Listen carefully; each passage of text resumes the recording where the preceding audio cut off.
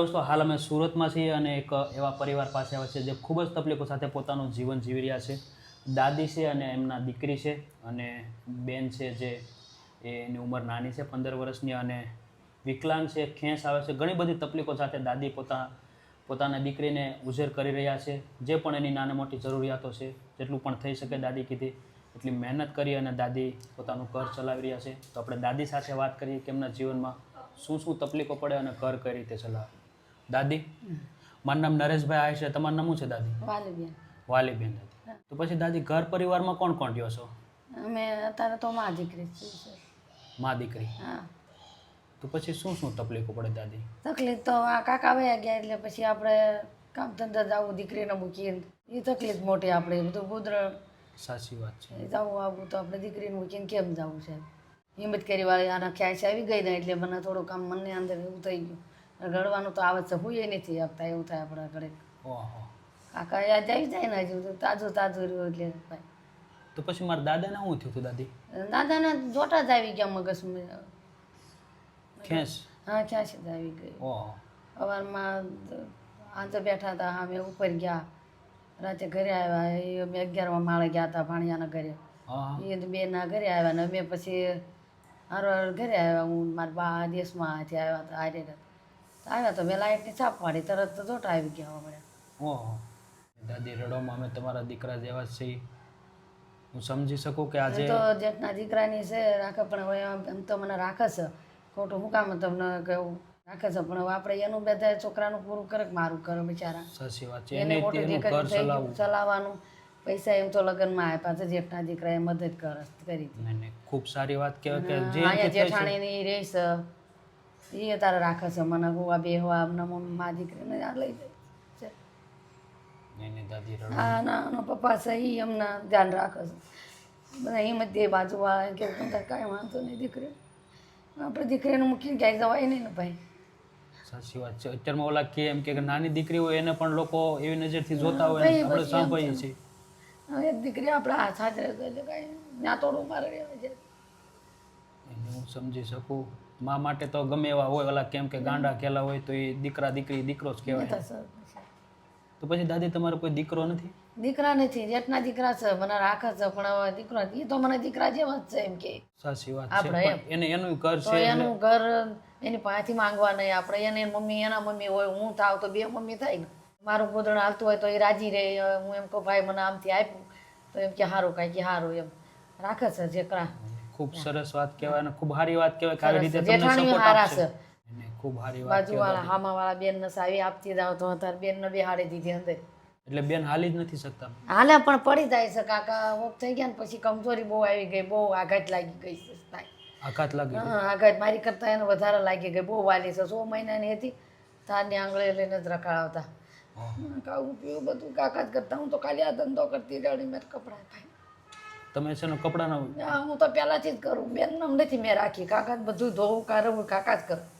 હવે તો વિડીયા ઉતાર્યો તો તમને એમ થાત કે તાર નાણે બધું, મેં એવું કર્યું જ નથી. નહીં નહીં, તો ખૂબ મોટી ઓલા કે એમ કે એને પછી નવરાવા ધોવરાવા બધું ખાલી નવરાવીને જતી. પછી તો બાકી ખાટલામાં જતી તો બધું કાકા જ કરતા. કાકા જ કર્યું. એવો વિડીયો મેં બનાવ્યો ને તમને ઉતારી દીધો હોત તો કીધું ને મોકલ્યો હોત તમે. પણ દાદાએ કાંઈ ન કાકાએ કરવા દીધું. એવું બધું હું સમાજને બતાવું. આપણા મા બાપ છે તો આપણે કરવાનું હોય. સાચી વાત છે. એમને વિકલાંગના પૈસા નથી લીધા, રૂપિયો ક્યાંય કોઈ ક્યાંય નહીં માંગ્યું ક્યાંય. આ તમારો પહેલો દાખલો છે અમારો. કાર્ડ બાડ એવું કાંઈ નથી બનાવ્યું? કોઈ વસ્તુ નહીં. ખૂબ મોટી એ કાકાની હિંમત જ એવી હતી. પૂછો આ છોકરીને. રિક્ષા ચલાવતા ને કેટલાય પૈસા લાવતા. હવે મને કે તારે એટલું બે જવાનું છે લગ્ન પછી બેનના. તારા મમ્મી કે બધું તૈયાર થઈ ગઈ ને કેવી પેલો લગ્નમાં તૈયાર થઈ. હવે નથી કામ પર જવાનું. હું એકલો કમાઈને એકલો મને માતાજી પૂરું કરશે મારું બધું. રાજ્ય અમે કહું તો સૌ હોય નહીં શકતા. એમ થાય મા દીકરી એકલા લાગે. આ બેન મને નાની આ કે મને મમ્મી આપણે અહીંયા હોઈ જાય. મેં કીધું ન હોવાય હમણાં હું નથી આવતી મને ભાઈ. આ તો કે આ નથી જાતી ક્યાંય ઘર મૂકી. જેટલા ઘરે જવાનું મને ના પાડે કે મમ્મી ત્યાં નથી જવું. આપણે ઘર કેવું આપ્યું છે પપ્પાએ બનાવી દીધું. અહીંયા રહેવાય એમ કે. એટલે અહીંયા ઓલા કેમ કે યાદ આવ્યા કરે મારા દાદાને. હું ના પાડું હોવાને આ ન તો હિંમત થાય કે પપ્પા બેઠા છે અહીંયા કોને બીક છે આપણને. એ બધી વાત કરો બેબની. પછી બેન ને એમ જ છે કે પપ્પા છે. હા, અહીં કે પપ્પા અહીંયા જ છે કે હારે છે આપણે હારે છે અહીંયા હુઈ રહેવાય. કોણ તને અહીં કે ખાઈ જાય છે એમ કે. એને સાચી વાત છે. કેમ કે આપણને ભાઈ એમ થાય ને સારું ન લાગે ને એટલા પછી આ બેન જેવી હોય સારી હોય તો વાંધો નહીં. રાતે કોઈ આવ્યું કર્યું આપણે તો એકલતા સાથે ઘણું ઓલું હા લાગે, કોઈ ડર લાગે. વખત છે કોઈક દી ક્યારેક એવો સમય મોકાનો થઈ ગયો તો શું કરવું ભાઈ. નહીં, દાદી હું સમજી શકું. અને હવે આપણે તમારે પણ ગઢપણ છે અને બેન પણ વિકલાંગ છે એટલે એટલે એકલાનો સુઈ શકું હું કોઈથી એકલા પાસે રહ્યા નથી. દાદાને મેં કોઈ દી નથી મૂક્યા. કોઈ કેટલા વર્ષો થઈ જાય ક્યારે એકલા નથી રહ્યા. દેશમાં જાય ગમે ને હારે જ જાય. દાદા ને બધા. હા બધા હારે જ જાય. દેશમાં જાય તો કોક દી જ જાય તો એકાદી રાત કાંઈ કામ એવું હોય. નહીં દાદી રડોમાં, તમે તમારા દીકરા જેવા જ છે. આજે એક દીકરો હોત તો તમારે સહારો બનત. ના તો પણ હું કરવું છે દીકરો નથી સાહેબ એટલે જ એવું થાય ને એમ નકર દીકરો હોય તો આપણે તો અમારા આવવા જાય એમ જવું ન પડે આપણે. સાચી વાત છે. એક બેન ને એક ભાઈ પણ મળી રહે અને તમારે પણ એક સહારો થાત એમ. ના એ તો ભાઈ મળી રહે. કાને રાખડી બાંધવાના આવ્યો તો આપણે તે ભાઈ છે. સાચી વાત છે. અને દીકરો હોય તો 5 રૂપિયા ગમે હોય તો લાવીને આપણે દે એના પપ્પાનું હોય તો એમ. નહીં નહીં ખરી વાત છે દાદી. અને અંદરથી મનમાં એમ રહે કે આજે એક દીકરો હોત તો એ આધાર તો બનત એમ. આધાર બને. ભલે આજા ગાંડો જેવો ગમે એવો હોય પણ દીકરો એ દીકરો કહેવાય. નહીં નહીં દાદી અને કાકા હા હું સીધા વૈયા ગયા ઉતા થાય એમ જો. બોલો. અમે ક્યારે એકલા નથી રહ્યા કોઈ દિવસ ક્યારે. બધા એકુક જતા રહે એટલે હાવ એકલતા થઈ જાય. એમાં જેઠના ઘરે હું આવ્યા જાય અમે પછી મારા જેઠાને કે હું હીરો અહીંયા ખાવાય ને આવ્યા જાય અહીંયા રાંધીને પછી અમે ભેગા ભેગીને ખાઈ લઈએ. ખાવાનું પછી એકલા નથી સારું લાગતું. એટલે ઓલા કેમ કે એકલા કોઈ દિવસ ખાધું ન હોય એટલે આપણને ન ઓલું થાય એમ. નહીં અત્યારે હું ઘરે રહું ને તો એમ થાય કે ક્યારે વહી જાવ ને એમ થાય. આ ભાઈને ઘરે બી એવા વયા જાય અમે રાતે 12 વાગ્યા દાણે ત્યાં જ બેઠા હોય. એની દાદી હવે કાકાના ફોટા આમ હોય નથી જોઈતી જો એટલે દુઃખ થાય. દુઃખ લાગે એટલે એવું થાય. એની દાદી જે હારે ઓલા કેમ કે દિવસો કાઢ્યા હોય, જે વર્ષો કાઢ્યા હોય, બધી યાદો હોય એટલે થોડુંક દુઃખ થાય. અને ઓલા કેમ કે ઘરનો જ્યારે મેન ધણી જતો રહે એટલે ઘર આખું ભાંગી પડે. ભલે ઓલા કેમ એવું જ છે ભાંગી પડ્યું ભાઈ શું કરવાનું. મતલબ બીજો તો મુદ્દાની વાત આ બેનની જ થયેલો એને મૂકીને ક્યાં જવાનું મારે. સાચી વાત છે. એને મૂકીને જવાય નહીં. દીકરો હોય તો આપણે ઘડીક બહાર રમવા કોઈને આગળ મૂકી દઈ. ઘરે આવું તો એમ થાય કે એને ભાડું તો એમ થાય આજ બેઠી છે એવું લાગે. શું કહે તો પછી અત્યારે શું તકલીફ પડે દાદી? હા તકલીફમાં તો આ બેનની છે તકલીફ. હવે મૂકીને કામ પર જવું, પોષણ કરવું, ખાવાનું બધું હોય. તમારી જેવા કોઈ કાંઈ એમ ના આપ્યું હોય તો અમારા મમ્મી દીકરાનો મહિનો નીકળી જાય એવું.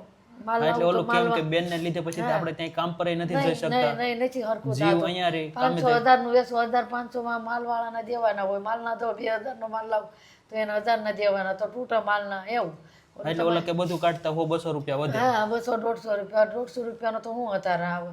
ઓલે તમારે જવાનું કાંઈ મળ્યો હોય તો અમારે ખાવાનું આવે તો ઓલા વધ્યા હોય તો માલવાળાને દેવાય જાય મારે થોડાક. સાચી વાત છે. તો અત્યારે હું દાદી ખાવા પીવામાં તકલીફ પડે. હા અત્યારે તો ખાવાનું કોઈ અનાજ પાણી હોય તો અમારે મા દીકરીને દાળ રોટલો જે મળે એ સાચી વાત ખાઈએ. ઓલા કેમ કે મેં કીધું એમાં આ કપડામાં તો કોઈક લે ન લે હવે કાંઈક બહાર જઈએ એટલે અમે એવું બધું કપડાનું બેનને મૂકીને ધંધા જવાય નહીં. હવે દીકરી રહે દીકરો હોય તો આપણે બીજા કોઈ બીને ઘરે અત્યારે હું આવી તો હેઠે હું ઉપર જઈ આવી મારા જેઠના ઘરે. મેં કે અહીંયા આવી છે કે અહીંયા આજ નથી આવી ને કે તો કાલે ને આ બેઠી હતી તો એ ઘરમાં બેઠી છે તો હું અહીંયા આવી ત્યાં કે મમ્મી હું અહીંયા બેઠી છું એ કે અહીંયા કોણ બીક લાગે પપ્પા બેઠા છે એ કે આપણા એવી થોડી બીક લાગે એમ વળે 2 દી થયા બેઠી છે નકર તો બહાર વહી ગઈ હોય તો આપણે શું કરવું ભાઈ દીકરી.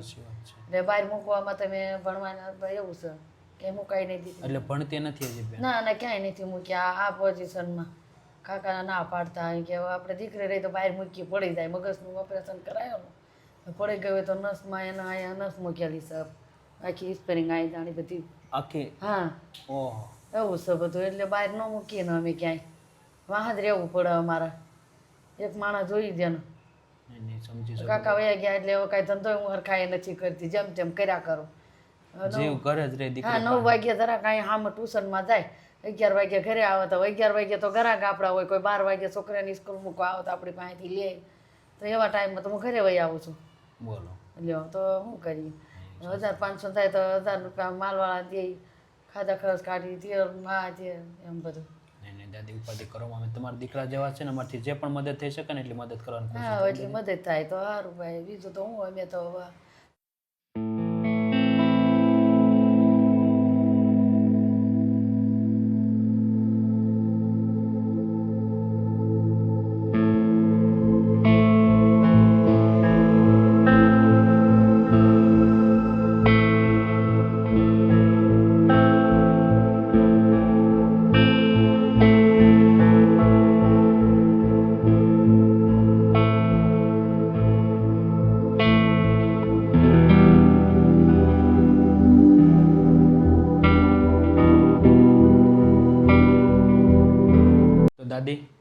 તમારે જે પણ રાશન જોતું હતું બધું રાશન આવી ગયું દાદી? આવી ગયું. કેવું લાગ્યું દાદી? સારું છે, ભગવાન એનું સારું કરે.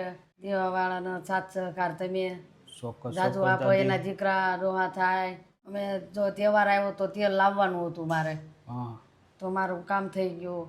વાહ વાહ. ને એટલે મતલબ ઓલા કેમ કે તહેવાર ઉપર કઈ લેવાના પૈસા હતા નહીં, પણ આજે રાશન આવ્યું તો ના, થોડું મારે ઘણું તેલ સારું. ખૂટી ગયું તો હું કિલો લાવી તો આજે જ લાવવાનું હતું. હા હા, નહીં નહીં, ચોક્કસ ચોક્કસ અને દાદી. મારી પાસે કાંઈ નહોતું.